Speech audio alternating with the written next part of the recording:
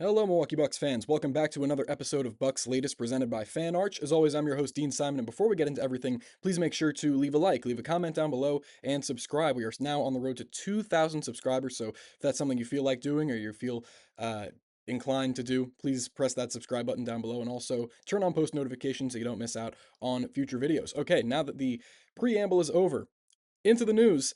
Kevin Porter Jr. is expected to miss the next two games, expected to be out for this next upcoming road trip against the Toronto Raptors and the Cleveland Cavaliers. And of course, missing both of those games is going to be very, very huge, especially going against the Cavaliers. But maybe they're feeling a little bit weaker this year with no Darius Garland. They lost in MSG against the Knicks the other day in their season opener, so maybe they're a little bit compromised, and the Bucks can take advantage even without KPJ. But regardless, going to be out for this next game against the Raptors as well in the very immediate future. And Eric Name basically came out with the update that said he went through an MRI, and it's going to be two games at least, and there's going to be more updates to come as as they are shared. So it definitely is more positive than I thought it was going to be, because when Doc was saying, "Oh man, it looks serious. This is a serious sprain," I thought it was going to be a multiple week kind of thing to begin the year, and then oh my gosh, what's going to happen with the starting point guard situation long term? But just out for at least the next two games. And this is going to be really something. Of course, KPJ is going to mean a lot in terms of this Raptors game and the matchups, but that's something that we're going to get into in a later segment. But with starting, Ryan Rollins is probably going to get more burn. Maybe Cole Anthony gets the starting nod. Who knows? But maybe Ryan Rollins for defensive purposes. But yeah, KPJ out for the next two games at least. And joining him on the injury list in some form or another is Giannis Antetokounmpo, who is listed as probable for this next game against the Raptors for the Gary Trent Jr. revenge game due to I believe it was a big toe sprain. And it's kind of crazy to me one more thing I wanted to say about the KPJ thing. Cam Whitmore's offensive foul, that it should have been called an offensive foul. That obvious push off, full extension of the arm, coming from a guy that apparently bulked up to 250 pounds this past summer, that should have been an obvious offensive foul. And especially with sending a guy flying like that, enough that he stepped on Bobby Portis's foot and sustained this injury, we need to cut down on this as a league. Maybe get these kinds of obvious fouls that lead to injuries. Maybe just cut it down a little bit. But moving forward for Giannis, out with, or, was deemed to potentially be out with a big toe sprain. And going through that game against the Wizards, when it got really, really physical towards the end of things, I was thinking that, especially after the play where Giannis was grabbed fully by his arms and then just sent horizontally down and he bounced off the court, stomach, chest first, I really thought that if anything, he was going to have an injury to his hand or his wrist or something like that. But no, it was his big toe. But throughout the course of the game, and especially final minutes, saw him flexing the hand, flexing the wrist, flexing his arm, and whatever. I thought it was really going to be more of an upper body issue. But as we know, as we hopefully know, toes and injuries to toes are a lot bigger of a deal than it may seem. Darius Garland, actually, speaking of him, missed a large stretch, or if not most of the playoffs in 2025 because of partially because of a toe injury. And this was the kind of thing that guys like Stephen A. Smith and Charles Barkley was saying, you just have to play through. Why are you not playing in the playoffs through this? But toe injuries are actually really impactful, because obviously it completely dictates your balance and your kind of stop and start ability when you're on the basketball court, and just dictating where you want to go. And of course, you're on your toes 24/7, and especially in a game like basketball where a lot of it is depending on, again, quick stop and start movements like east west movements, north south, um, and quick changes of direction. That really means a lot.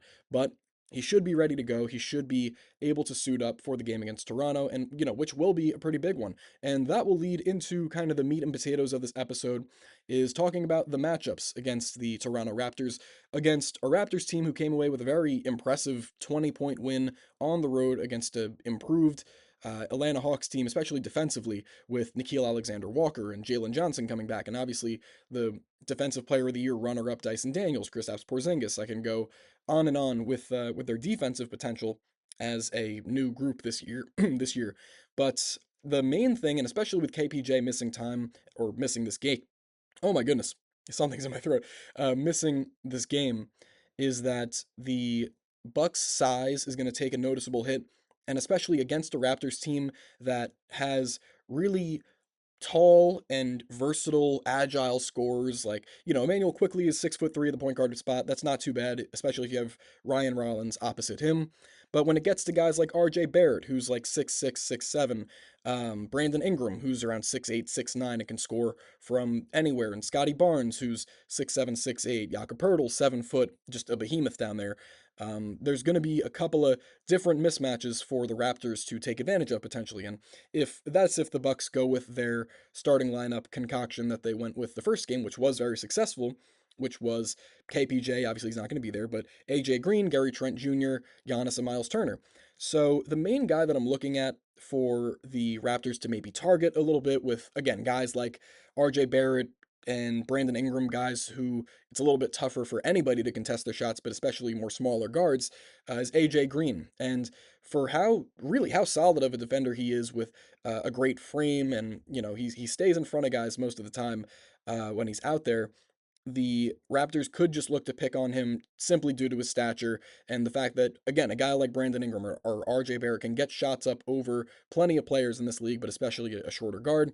So, if anything, I feel like maybe they would replace AJ Green in the starting lineup. Not that he wouldn't make a huge contribution in this game, but maybe AJ Green gets replaced by a guy like Kyle Kuzma in the starting lineup. Gary Trent Jr. slides down to the 2, and maybe Kuzma comes in at the 3. And I know over the past couple of weeks and at the start of this season, I feel like I have shown to be like the biggest Kyle Kuzma supporter in the world, but and I don't believe he should be starting or anything for the foreseeable future, but for an injury to happen and for going against a team like this, where there's just a lot of size in, between the 2 and the 4 spot, especially, there might be room for a guy like Kyle Kuzma who showed a lot of defensive energy, and he was always pressing up on guys, and his effort was just there on the defensive end in the season opener.